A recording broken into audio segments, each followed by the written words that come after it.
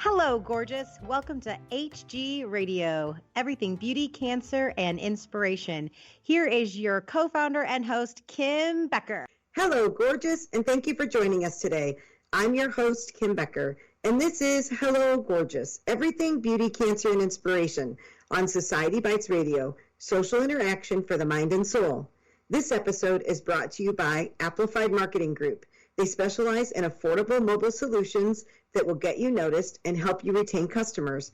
Check them out at www.amplified.marketing. Our guest today is Angie Knight. Angela is a nonprofit marketer with 20 years of experience in marketing and advertising, a wife, a mother of two boys, age 8 and 7, who she's been assisting with virtual learning while working full-time during the COVID-19 pandemic. Angela graduated from St. Mary's College, Notre Dame, Indiana, and in 2000 with a bachelor's degree in English writing. She has been married to her husband, Keith, since 2010. They enjoy listening to music, cooking, and dreaming of all the things that they could do if their vacation time could be spent somewhere other than Rochester, Minnesota. Angie recently became a peer-to-peer leader with Mentivore.org, an organization that supports women with metastatic breast cancer.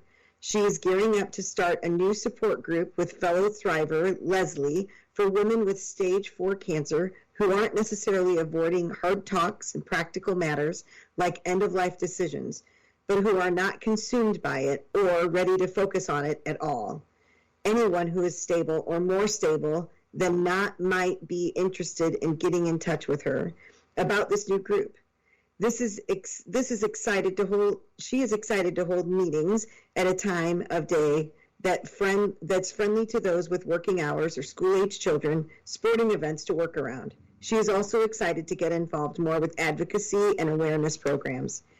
Angie was diagnosed with stage 2B triple-negative BRCA1 positive breast cancer in 2013, and the circumstances of her diagnosis, treatment, and beyond are unique, even Mayo Clinic standards.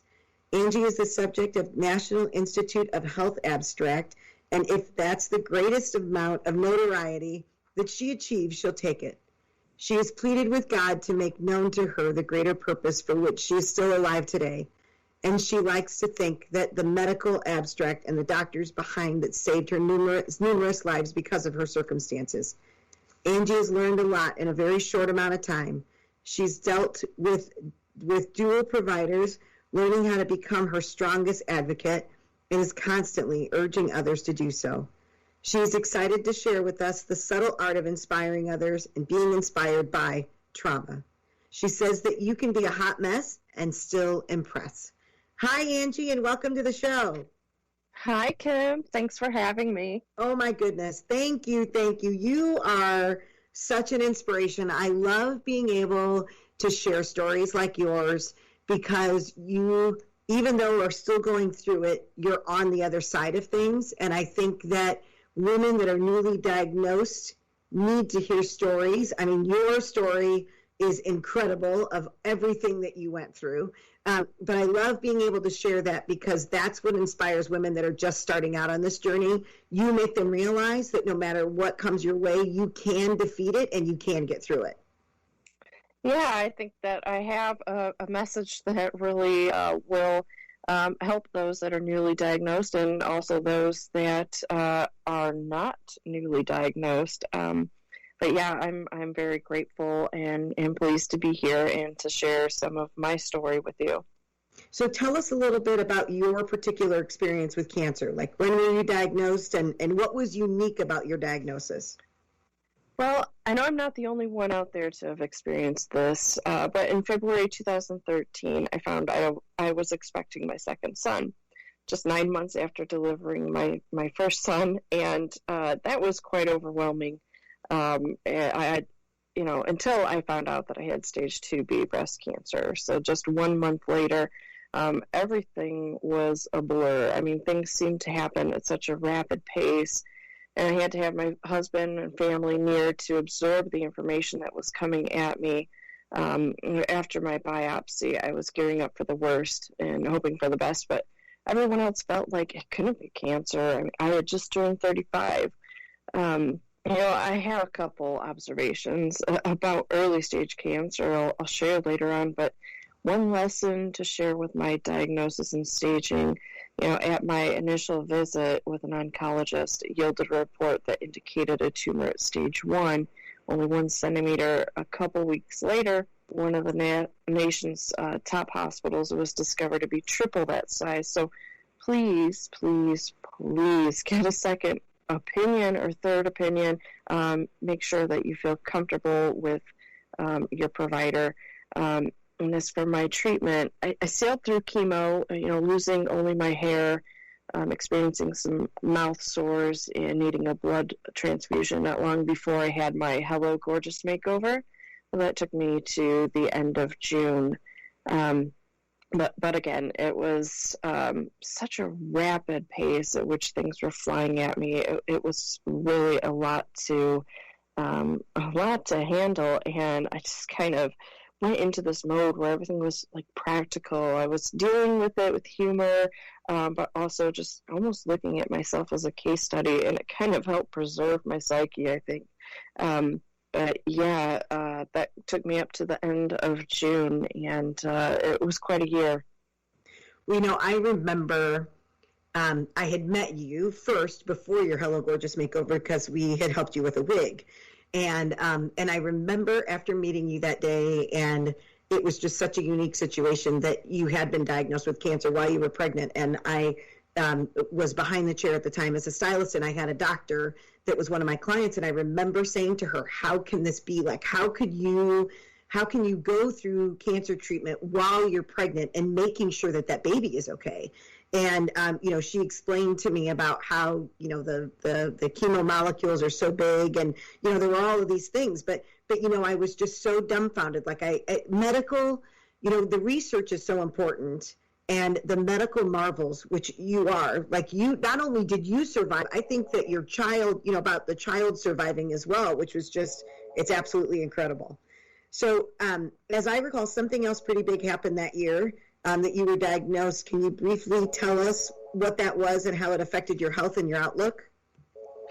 Well, in July, so they had determined beforehand I would have a lumpectomy because a bilateral mastectomy was too extensive to undergo while pregnant. So, I decided on the bilateral eventually, as I had tested for BRCA and was found to be BRCA1 positive. So I wanted to rid myself of every possible source of recurrence, and more about that later. The lumpectomy went well. I was in my 3rd trimester and approaching my due date. I was seeing a high-risk OB at that time. It was decided I'd be induced at 37 weeks, actually so I could resume additional chemo that I needed that wasn't safe to have while pregnant. And I'm actually the one that determined that I would not have that additional chemo while pregnant. There were other folks that were happy to get me on that ahead of time, but if it's not good enough for rats, it's not good enough for me. And I decided it wasn't good enough for my baby. So, That's right. So we waited. And just before the 37 weeks approached, I started bleeding, went to the hospital expecting to bring my newborn son home. That was September 6th, and after some hours with no progression of labor, I was sent home with no restrictions. So ladies expecting who bleed bright red, like have false labor, please ignore the very real need to nest and just rest. I had been with the high-risk OB group, as I said, and it's not for nothing. We determined I'd go in September 11 to deliver. I came strolling in feeling great. I mean, I had my sassy wig on, my feet were newly pedicured, and we felt nothing but joy. By 9 p.m. that evening, I was dying. I had what is called an amniotic fluid embolism. It's a rare and often fatal complication where the amniotic fluid enters your bloodstream, causes an inflammatory reaction, in my case, activating major clotting in my lungs and bloodstream. I had a cardiac arrest, lung collapse, kidney shutdown, profuse bleeding throughout my body. I mean, even my nail beds bled. I mean, it was so devastating that even some of the folks that helped save my life experienced PTSD. They performed the fastest cesarean section ever, delivering my son, and thankfully he was perfect. He was the largest baby in the, PQ, and they nicknamed him, actually, the Chicago Blackhawks were visiting, they called him Moose. So it took a major effort on the part of Memorial Hospital in South Bend to save my life. At one point, no pulse, no oximetry, and the testing they had developed with Notre Dame to help determine what blood products to give had a 0 readout. I thought the machine was toast. I don't think they expected me to make it, but they never gave up. So 40 units of blood product later, I moved from the OR to the ICU, and then from the ICU to the quote-unquote kidney wing, where I was on dialysis. And I stayed there for 13 days. So it wasn't until the 4th day that I was there that I was able to see my son, often needing to be reminded that I gave birth. Just quite an event. And yeah, it's now been 7 years, and it's like yesterday, but it's also, wow, like 7 years, it just seems like so long ago. But yeah, it was very harrowing. Yeah, and there are times when you go through something like that, at least I do, it's almost like an out-of-body experience, right? Like you're like, was it me that really went through that? But you can't go through something like that and not have it change your perspective. Like, what's one thing that you do daily now that you wouldn't have done before, like not sweating the small stuff, or just knowing that you came that close to not being here anymore? Is there something every day that you do that just, it's not that it's a reminder, but just like something great that you're grateful for? Yeah, I mean, it really shifted my perspective. Before I even was out of the hospital, I thought to myself, why did I survive this? Like, what unfinished business, does God have for me? I just there's got to be a greater purpose. So, I was looking in my daily life after that to, find meaning in what I was doing. So I ended up going to work for a nonprofit, and I really it's amazing. Like you see a lot of people with a lot of different problems, and you don't want to discredit them.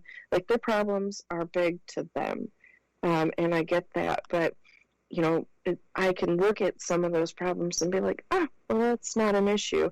Or I can look at other folks and their circumstances and be like, wow, what I've gone through seems monumental, but it could always be worse. Yeah. So it just really shifted my perspective and gives you a sense of gratitude and an ability to keep going and to face whatever lies ahead. That's right.